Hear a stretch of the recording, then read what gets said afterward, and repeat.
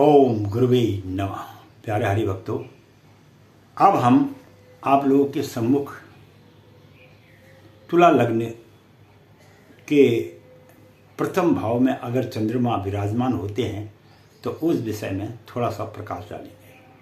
तो मैं पंडित गिरीश तिवारी आपको बतलाता हूँ कि तुला लग्न कब बनता है। जब व्यक्ति के प्रथम भाव कुंडली में अंक 7 लिखा है तो वह तुला लग्न बन जाता है। और वहाँ पर अगर चंद्रमा अकेले विराजमान हो जाए तो फिर व्यक्ति के जीवन में और व्यक्ति का व्यक्तित्व किस प्रकार का है इसके विषय में संपूर्ण जानकारी देता है।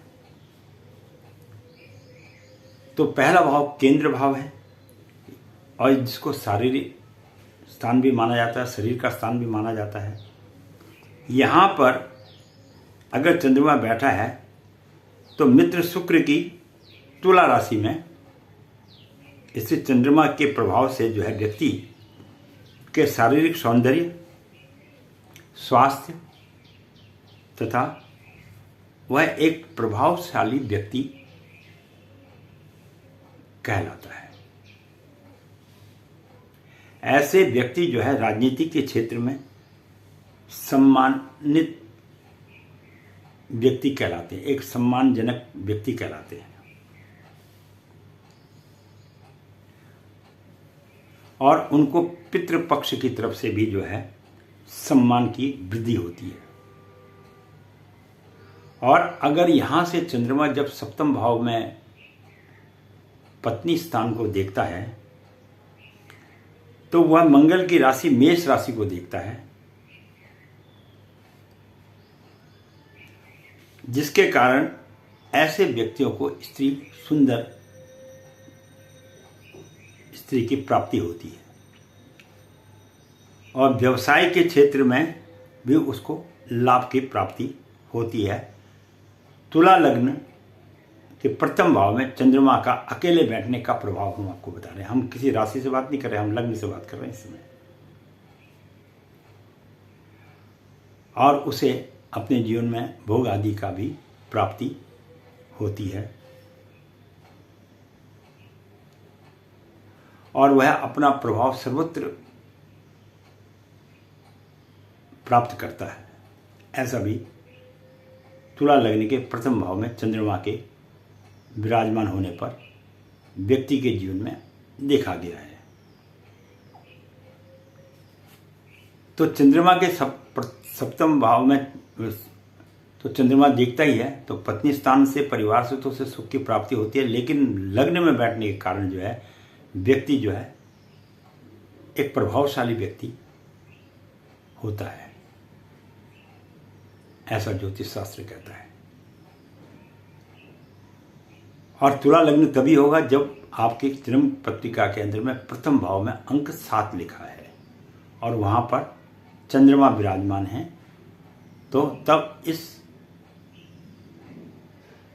बात का व्यक्ति के जीवन में प्रभाव देखा जाता है। अब सबसे बड़ी बात यह है कि यहाँ पर कि आपको अपने जीवन को सुखी बनाने के लिए करना क्या है, किस तरह से आप जो है अपने ग्रहों को बैलेंस में कर सकते हैं, कैसे अपने अनुकूल कर सकते हैं, इस विषय में आपको बताता हूँ। आप प्रातःकालीन उठिए और उठने के बाद अपने भगवान इष्ट देव का स्मरण कीजिए, तदुपरांत अपने पितरों का स्मरण कीजिए और उसके बाद 9 ग्रह मंत्रों का जप कीजिए।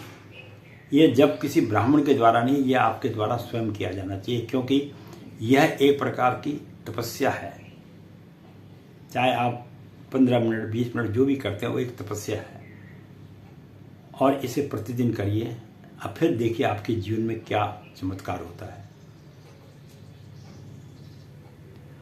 और किसी व्यक्ति को अगर बाई द वे कुंडली में नहीं पता है, कुंडली ठीक बनी हुई नहीं है, अगर वह व्यक्ति भी 9 के 9 ग्रहों का प्रातःकालीन स्मरण करता है तो वह ग्रह उनके जीवन में, उस व्यक्ति के जीवन में खुशहाली और आनंद की प्राप्ति कराते हैं। और वह 9 ग्रह मंत्र, एक ही मंत्र के अंदर में 9 के 9 ग्रहों का स्मरण आप कर सकते हैं। और वह मंत्र है ओम ब्रह्मा मुरारी त्रिप्रांतकारी भानु शशि भूमि सुतो बुधस्य गुरुशस्य शुक्र शनि राहु केतवे सर्वे ग्रह शांति करा भवन्तु। यह एक ऐसा ज्योतिष में मंत्र दिया गया है जिसे संत महात्मा, जिनके पास देने के लिए केवल तप है, क्योंकि हर महात्मा के पास धन की इतनी उपलब्धि नहीं होती कि वह किसी को धन से सहायता कर सके, लेकिन वह अपने जीवन को तप के आधार पर श्रेष्ठ बना लेता है और वह इन्हीं मंत्रों का निरंतर जप करते रहते हैं, जिससे सारे ग्रह उनके अनुकूल अच्छा प्रभाव उसके जीवन में डालते हैं। इसके साथ ही मैं पंडित गिरीश तिवारी अपनी वाणी को यहीं पर विश्राम दूंगा। अगली वीडियो में हम आपको वृश्चिक राशि में प्रथम भाव में, वृश्चिक लग्न के प्रथम भाव में अगर चंद्रमा विराजमान होते हैं तो वह व्यक्ति के जीवन पर क्या प्रभाव डालते हैं, उस विषय में हम आपको ज्ञान देंगे। धन्यवाद।